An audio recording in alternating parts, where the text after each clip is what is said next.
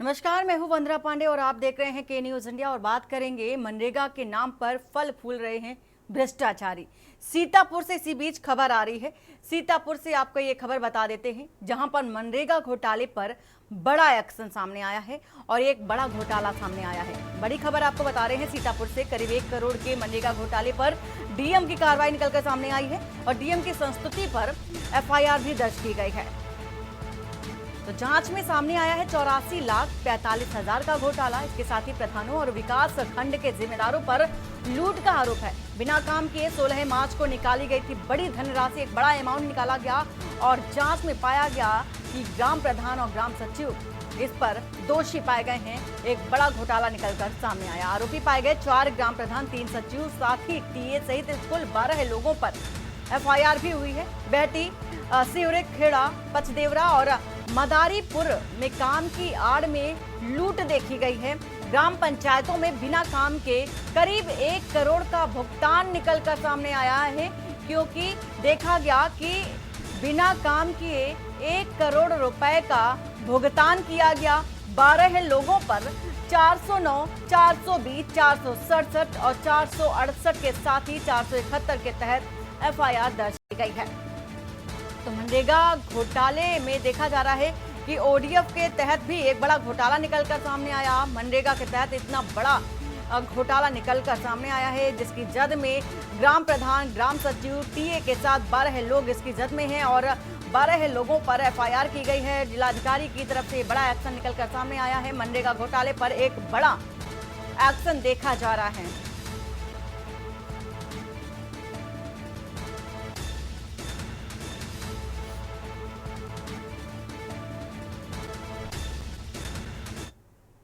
और इसी के साथ ही साथ इतने बड़े घोटाले में हमारे रिपोर्टर ने खुद जाकर के बातचीत की और देखा है कि क्या कुछ निकल कर आया है सामने और कैसे कार्रवाई की गई है।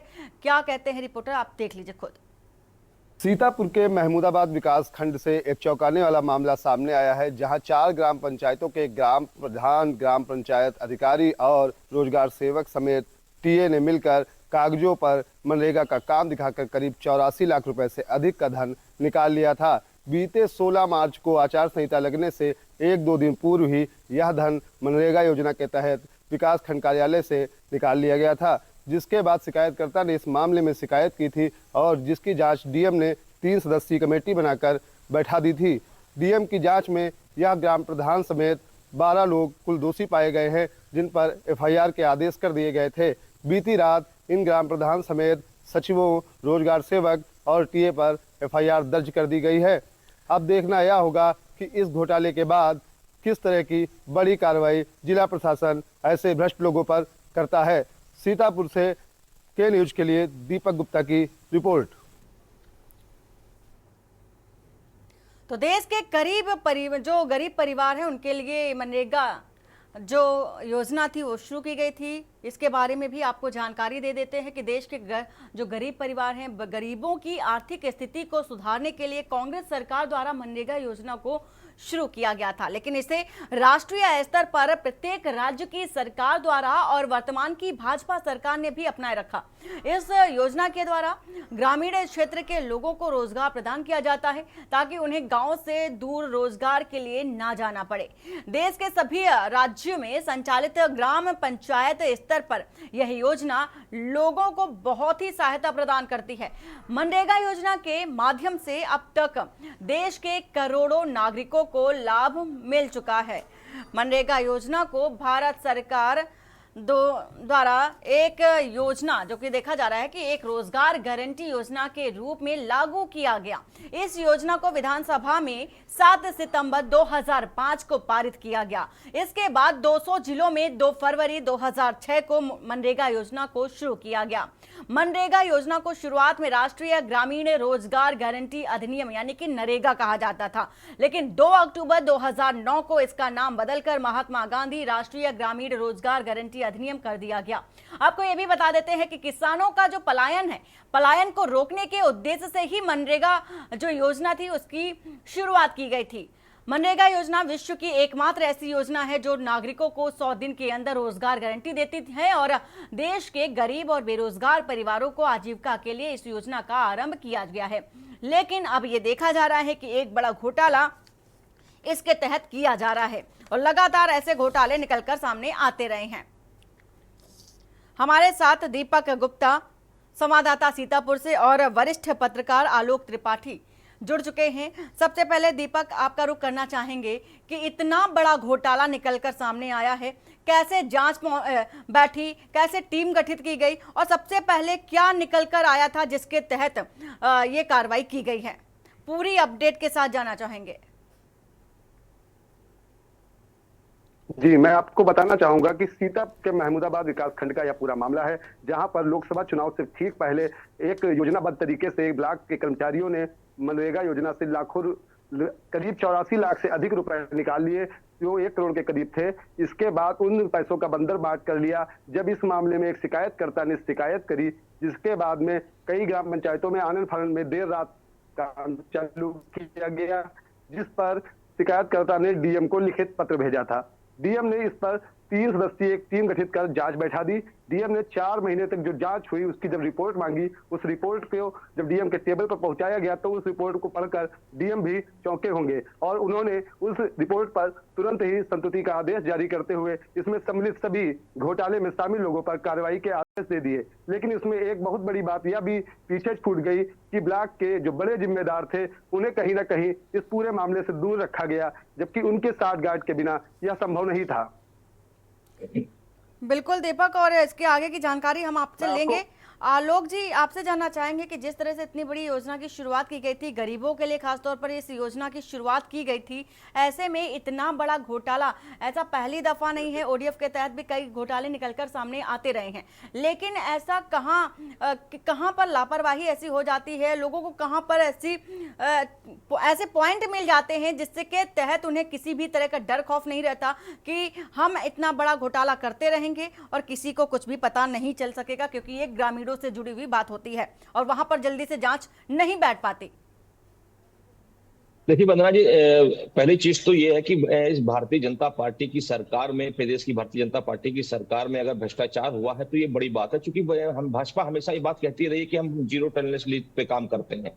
दूसरी बात, ब्लॉकों में इस तरह के घोटाले बहुत हैं। अगर हर जिले का डीएम इस तरह के क्षेत्र में एक बार जांच कराए तो मुझे लगता है कि बहुत बड़ा एक घोटाला निकल के आएगा जनता के सामने। क्योंकि मनरेगा का जब बनाई गया था तो उसका उद्देश्य था कि ग्रामीण के जो बेरोजगार लोग हैं उनको रोजगार उपलब्ध कराया जाए, लेकिन जो ब्लॉकों में प्रधान और सचिव और जो और तमाम जिम्मेदार लोग बैठते हैं, उन लोगों के साठगांठ से ये बड़ा खेल चलता है। क्योंकि वहां विकास कार्य के नाम पे बड़ा पैसा गांवों में जा रहा है सरकार की तरफ से, और उसका कितना यूज हो रहा है, कितना विकास कार्य हो रहा है, इसकी जांच कहीं नहीं होती। क्योंकि जब पैसा आता है तो चूंकि बहुत गांव ऐसे हैं जहां पे बहुत विकास भी नहीं हुआ है और पैसा बहुत आया है, तो वहां जो ब्लॉकों में जो लोग अधिकारी बैठे हुए थे, जो प्रतिनिधि बैठे हुए थे, उन लोग क्योंकि बगैर आपस में मिले हुए, बगैर साठगांठ किए ये घोटाला नहीं हो सकता। क्योंकि जब पैसा पास होता है, पैसा निकाला जाता है, तो उसकी जांच होती है, तब सभी के साइन होते हैं, तब वो पैसा जारी होता है। तो कई बार इस तरह की चीजें आई है। कई बार तो मैंने ये भी देखा गया है कि जिस मद में पैसा सरकार ने भेजा वो मद का काम ही नहीं हुआ और पैसा रिलीज कर दिया गया, जिस तरह से अभी महमूदाबाद में सामने आ रहा है। तो ये बहुत बड़ा घोटाला है। इस तरह की जांच हर जिले में सरकार को चाहिए कि करे, जिससे इस तरह के विकास कार्यों के लिए जो सरकारी धन जनता के लिए जा रहा है, क्या वाकई वो जनता के यूज हो रहा है, या बीच में जो लोग हैं, जो बिचौलिए लोग हैं, बंदर बाट करके सरकार के ऊपर एक बदनुमा दाग लगा रहे हैं। क्योंकि सरकार हमेशा ये बात कहती रही है, पिछले 7 सालों से अगर देखिए कि भ्रष्टाचार मुक्त सरकार की हम बात करते हैं, लेकिन जितना बड़ा राजधानी लखनऊ से सटा हुआ जिला सीतापुर है, जहां पे करोड़ों के घोटाले की बात सामने निकल के आई है, तो ये सरकार के लिए भी ये चिंता का विषय है और खास अधिकारियों के लिए भी जो जिम्मेदारी के पद पे बैठे हुए हैं कि आखिर इस तरह का बंदर बांट करके लोगों ने करोड़ों रुपए का घोटाला कैसे कर दिया। आलोक जी, एक सवाल ये भी उठता है कि इतना बड़ा अमाउंट कहाँ खर्चा किया गया, किस किस लोगों में, किन किन लोगों में ये बंदर बांट किया गया, इतना बड़ा अमाउंट जो था कैसे भुगतान किया गया? क्योंकि आमतौर पर अगर इतने बड़े अमाउंट की अगर भुगतान की जाती है तो उसकी जांच होती है, तब कहीं जाकर के उस अमाउंट को पास किया जाता है। तो ऐसे में ये सवाल उठता है कि इतना बड़ा अमाउंट गया तो गया कहां पर?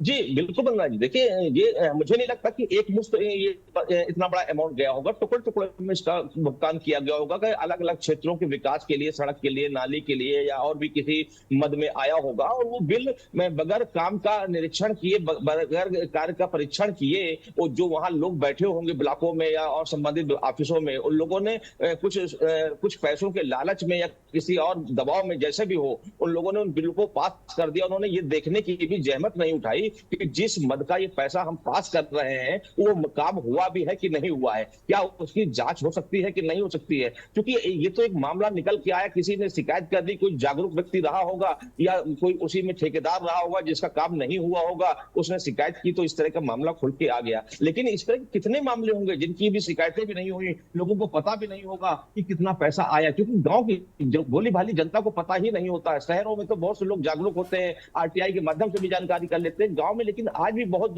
सीधे साधे लोग हैं, वहां पता ही नहीं कि गांव के लिए कितना पैसा आया और कितना खर्च हुआ। तो इसके लिए एक जिले लेवल पे डीएम को या सरकार को चाहिए कि आदेश दे कि इस तरह का एक जांच चले कि पिछले 1 साल 2 साल 3 साल में कितने मद में पैसा आया और कितना काम हुआ, उसका निरीक्षण कराया जाए थर्ड पार्टी से कि काम हुआ भी कि नहीं। अगर नहीं हुआ तो उसका भुगतान कैसे हुआ। तो मुझे लगता है इस तरह की पारदर्शिता होगी तो दबाव भी बनेगा और इस तरह के भ्रष्टाचार की दोबारा पुनरावृत्ति नहीं हो पाएगी। बिल्कुल आलोक जी, और देखा भी जाता है कि ज्यादातर घोटाले जो मनरेगा के तहत होते हैं, ओडीएफ के तहत होते हैं, या ग्रामीण विकास के लिए किए जाने वाले जो कार्य होते हैं विकास के हेतु, वहीं पर सबसे ज्यादा घोटाले निकलकर सामने आते हैं, अगर आंकड़ों की अगर बात कर ली जाए। लेकिन दीपक, आपसे जानना चाहेंगे कि जिस तरह से खुलासा हुआ है, खुलासा कैसे हुआ, किसने शिकायत की थी, ये सबसे बड़ी बात है, क्या कारण रहा था और कैसे ये जो मामला था आगे बढ़ा और डीएम तक पहुंचा और डीएम ने कार्रवाई की।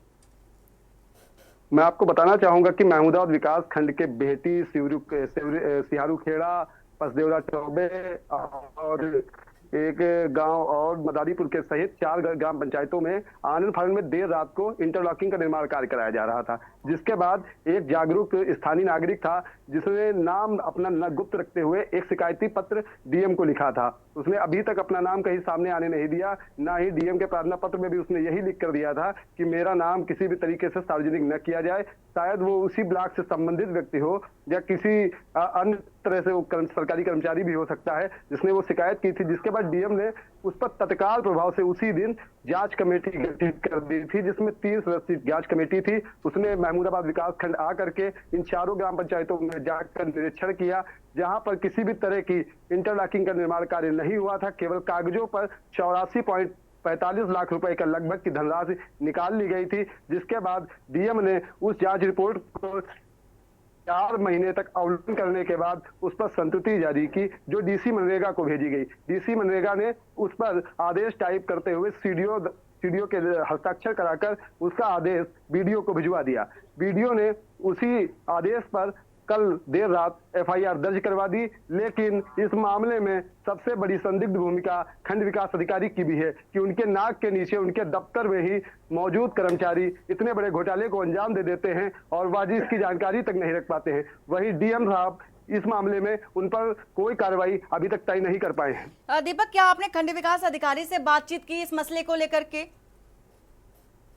इस मामले में उनको कई बार फोन किया गया बात करने के लिए, लेकिन उनका जवाब यही था कि यह जांच डीएम साहब के स्तर पर हो रही है, वही इसमें रिपोर्ट देंगे। उनका जो दीपक, आपसे फिर से रुक करेंगे आपका फिर से, लेकिन यहाँ वक्त हो चला एक छोटे से ब्रेक का। ब्रेक के बाद जल्द हाजिर होते हैं। आप देख रहे हैं के न्यूज, खबरों का सारथी।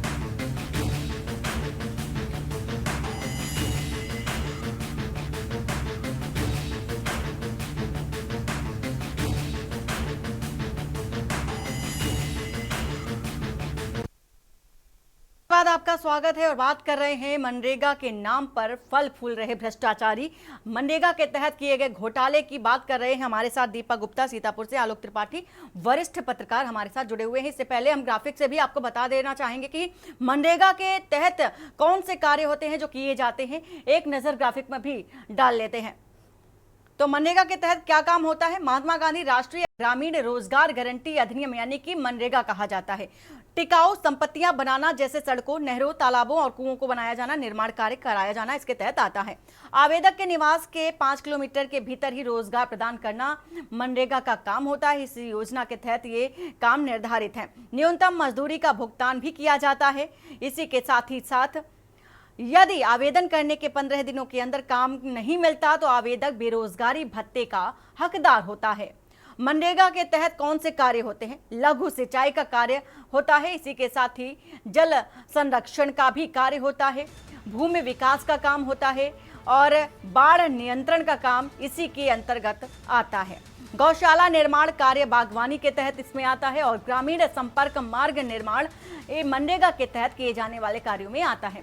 विभिन्न तरह के आवास निर्माण और सूखे की रोकथाम के लिए अंतर्गत वृक्षारोपण भी किया जाना एक कार्य मनरेगा के तहत आता है। दीपक, आपसे बात कर रहे थे इस विषय की कि जिस तरह से इतना बड़ा घोटाला निकलकर सामने आया है, इसमें 12 लोगों के नाम आ रहे हैं सामने, खासतौर पर ग्राम प्रधान और ग्राम सचिव। क्या इसके पीछे और भी लोग जुड़े हुए हैं? इसके पीछे कोई लंबी लिस्ट है? और भी बड़े अधिकारियों के नाम आ सकते हैं? जी, जिस दिन मैं आपको बताना चाहूंगा कि मनरेगा घोटाले की जो यह नींव रखी गई और 16 मार्च को जो भुगतान किए गए, तो उस दिन तकरीबन 17 इंटरलॉकिंग टीन सेट जैसे निर्माण कार्यों के नाम पर भुगतान हुए थे, जिसमें से मात्र 4 ग्राम पंचायतों के निर्माण कार्यों की जांच हुई, जिसमें कुल 12 ग्राम पंचायतें शामिल थी। 4 ग्राम पंचायतों की जांच में चारों ग्राम पंचायत के ग्राम सचिव, ग्राम प्रधान, रोजगार सेवक और तकनीकी सहायक दोषी पाए गए और उन पर FIR हो गई। लेकिन कहीं ना कहीं 8 अन्य ग्राम पंचायतें जहां पर और भी जांच होनी थी, वहां की जांच ठंडे बस्ते में या तो चली गई या तो उस जांच को कहीं ना कहीं नया रूप दे दिया गया और उन्हें क्लीन चिट देते हुए इस मामले से बाहर कर दिया गया। लेकिन आपको मैं बता देना चाहूंगा, मैं सिहारू गांव में ही खड़ा हूं, जहां ठीक पीछे मनरेगा योजना के तहत यहीं पर इंटरलॉकिंग का निर्माण कार्य और टीन सेट का निर्माण कार्य के नाम पर पैसे निकाल लिए गए, जो केवल कागजों पर हुआ और स्थानीय स्थल पर किसी भी तरह के कोई भी कार्य नहीं हो सके। इसके बाद जब शिकायतकर्ता ने शिकायत की, तब जिम्मेदार जागे और उन्होंने इस पर कार्रवाई की। बिल्कुल दीपक, क्या आपने ग्रामीणों से बातचीत की कि जो इस विकास की बात वो करते हैं, जो मनरेगा के से जुड़े हुए लोग हैं, उन्होंने क्या कहा इस पूरे मामले को लेकर के? क्योंकि उनका रोजगार ही छीना गया खास तौर पर और इतने बड़े घोटाले को अंजाम दिया गया। ग्रामीणों ने धीरे-धीरे इतने बड़े घोटाले के बाद ग्रामीणों को जब यह जानकारी लगी, तब उनका कहना है कि सीधे सीधे पहले भी मनरेगा में घोटाले होते रहे, लेकिन उनकी ना तो कभी जांच हुई, ना ही कभी मामले सामने आए। इस बार शिकायतकर्ता की शिकायत पर जिला प्रशासन हरकत में आया है और यह एक्शन लिया गया है, वरना तो फाइलों में ही हमारी शिकायतें दबकर रह जाती हैं।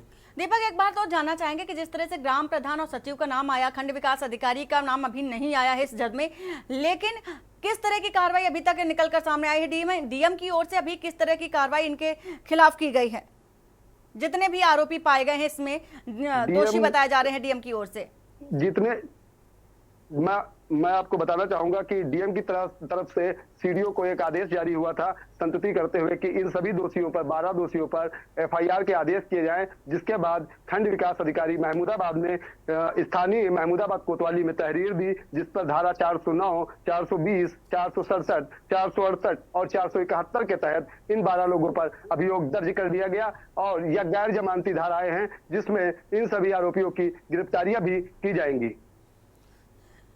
देखा जाएगा, ये भविष्य की बात है कि किस तरह से कार्रवाई की जाती है, क्योंकि एक लंबी लिस्ट है घोटालों की, चाहे वो किसी भी योजना की बात कर ले। खासतौर पर अगर ग्रामीण योजना से जुड़ी हुई कोई भी विकास की बात अगर की जाती है तो कितने ही घोटाले निकलकर अब तक सामने आ चुके हैं, लेकिन बावजूद इसके ढाक के 3 पात ही बनकर रह जाते हैं। अब देखने वाली बात तो ये होगी कि इस मामले को, इतने बड़े घोटाले को लेकर के आगे की कार्रवाई किस ओर जाती है, कैसे होती है, क्या कुछ निकल कर आता है, भविष्य की बात होगी। आलोक त्रिपाठी जी, जिस तरह से देखा जा रहा है कि मनरेगा में ये कोई पहला मसला नहीं है, सीतापुर से जो 1 करोड़ का घोटाला निकलकर आ रहा है सामने, ना जाने कितने ही ग्रामीण क्षेत्रों से ऐसे घोटाले निकलकर सामने आते हैं, लेकिन बात ये हो जाती है कि इसकी आंच जो है सीधा सीधा ग्रामीणों पर जाती है। ग्रामीण ही इसके पूरे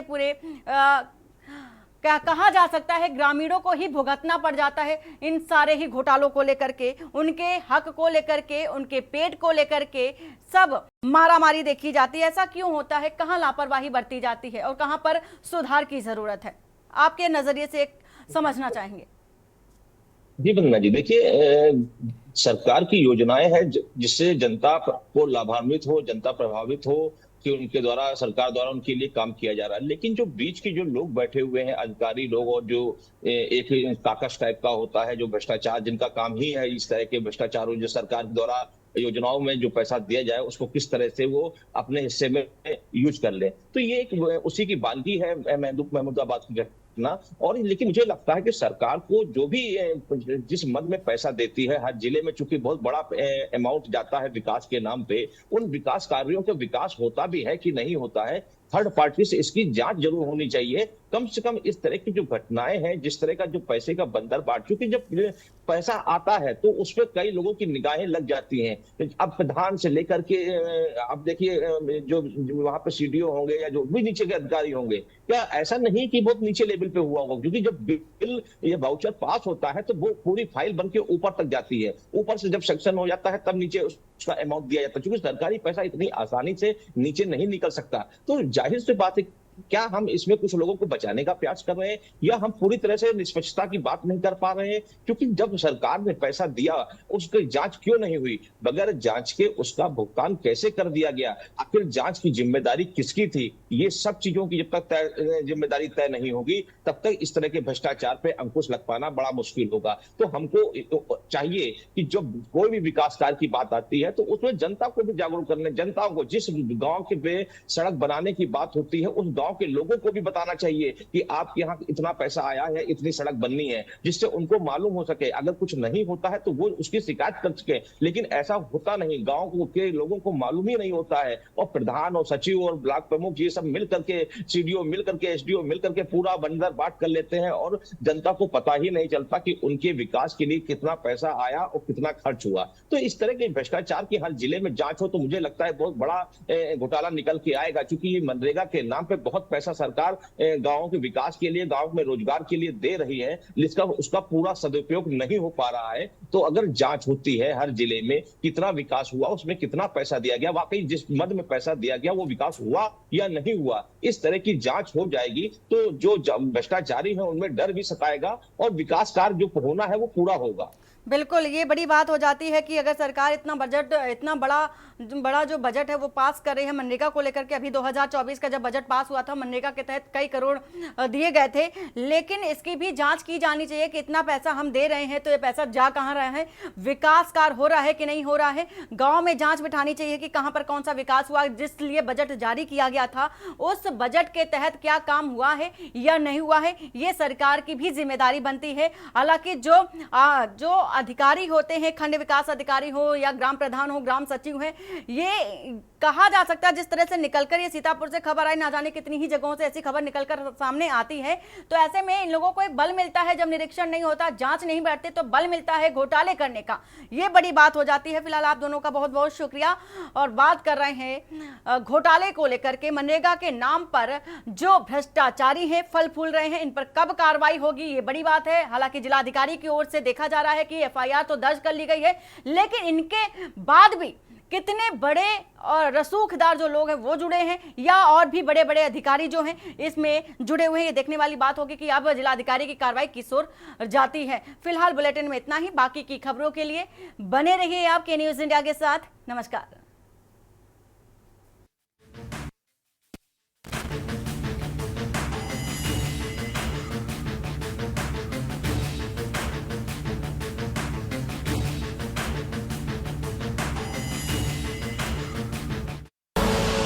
आप देख रहे हैं के न्यूज, खबरों का सारथी।